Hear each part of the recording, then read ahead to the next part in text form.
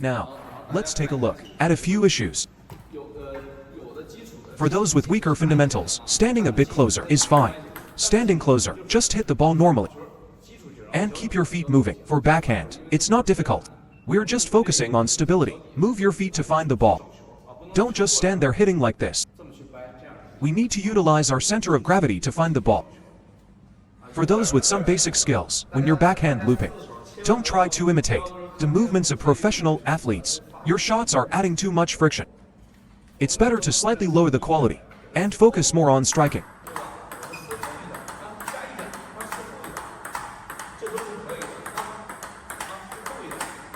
These shots, I feel quite confident, but when you're practicing,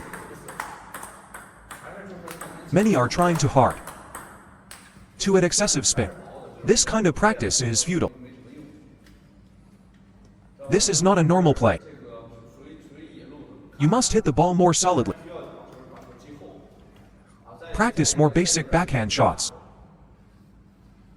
Some people may feel that backhand shots are not too difficult, but they are indeed quite challenging. I only learned how to do backhand drives after joining the provincial level table tennis team at the age of 13. So, relatively speaking, this is quite challenging. Let me explain. Some people feel that they don't have enough time for backhand drive. They're not accurate enough. What should we do first? We don't need to train like our national team.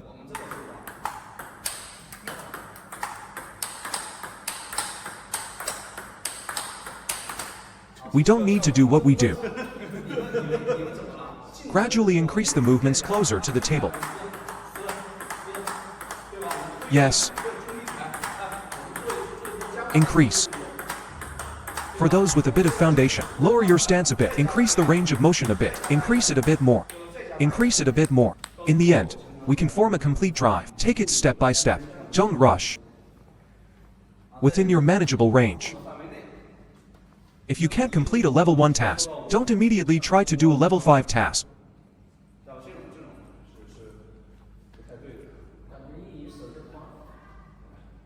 You can give it a try. Start from closer to the table. Doesn't it feel quite good? Feels good. The only drawback is when you're fed a semi-high ball.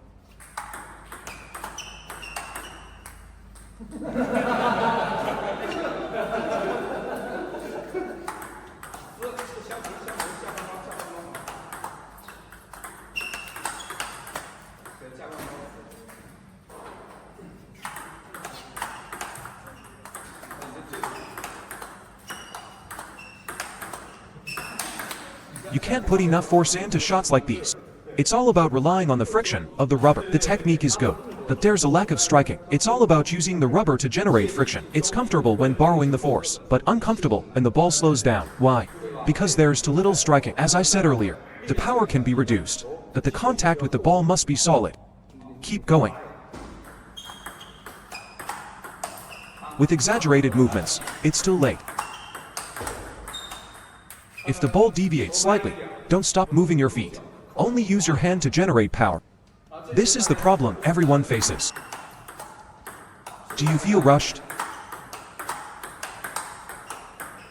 Your movements are even bigger than mine. Your movement is just like my dad's. To hit the ball like this. Try making a backhand loop motion. Hold the racket thicker. Thicker. Look at the grip. Press the thumb against the racket. This movement can't open the racket face. With this motion, see how the racket face be opened. You can't do it. This motion can only generate friction with the rubber. Your thumb must rest here. Don't press with the thumb at all. Rest it here. Give it a try. It's easy to hit like this. Don't exert force with your thumb. Just with this one motion, it flips over.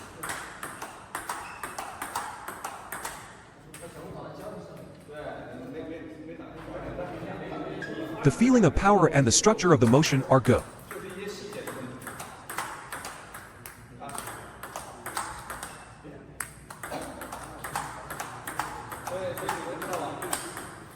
Even if you let Fang hold it like this, he can't hit it. The thumb is placed here. It holds the ball slightly with friction. But don't grip it too tightly, because you're not relaxed. Absolutely no gripping.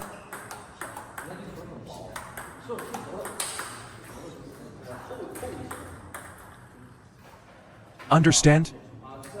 1 is use thumb to press the racket when hitting the ball, and 2 is to strengthen the striking. Then, when driving the ball, gradually step back to increase the amplitude. Don't rush, just make big movements. Make a backhand loop motion, increase it a bit. Everyone, try to learn and practice. Understand? Who else wants to give it a try?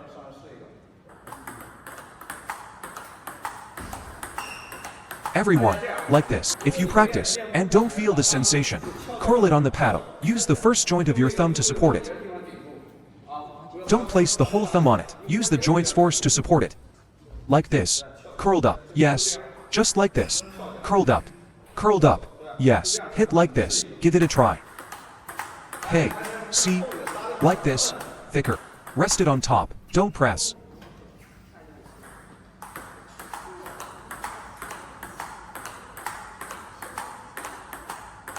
Adjust your stance to be more level. Your left foot is too far forward.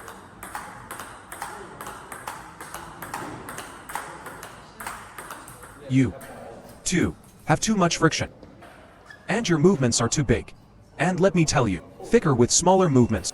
Don't add too much mass at first, just hit forward and then pull back. Let me give it a try. Smaller movements, hit the ball forward.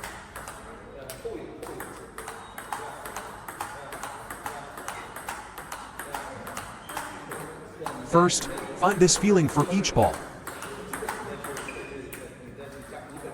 You don't need to deliberately create friction. Focus on striking. Smaller movements, smaller movements.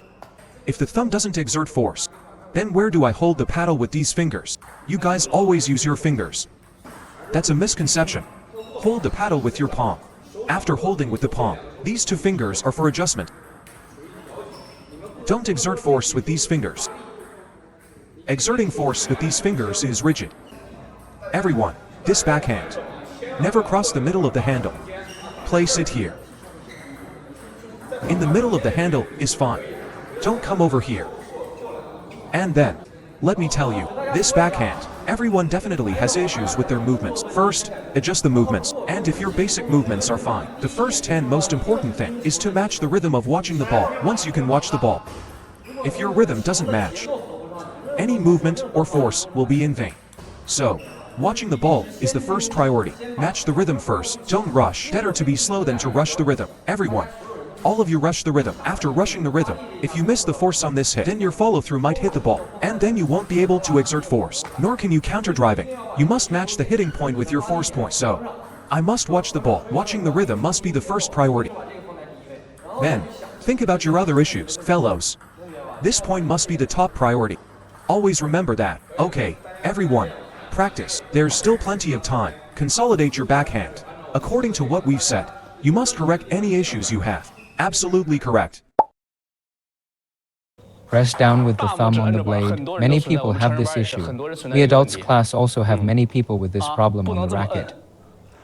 Don't press like this. You try it. Use the joint of this thumb to press against the racket. Don't press. Press against the bat. You try it.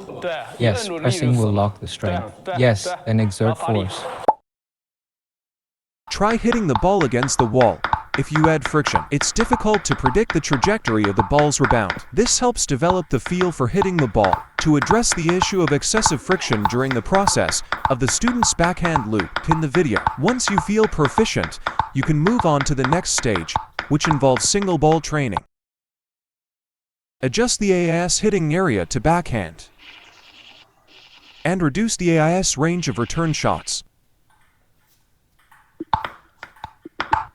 You can see on the left-hand side the data for spin and speed, which can help us with our training. Based on my experience, if the spin is less than 60, most of your returns will be flat hits without much spin. As mentioned in the previous video, once you become proficient, gradually step back.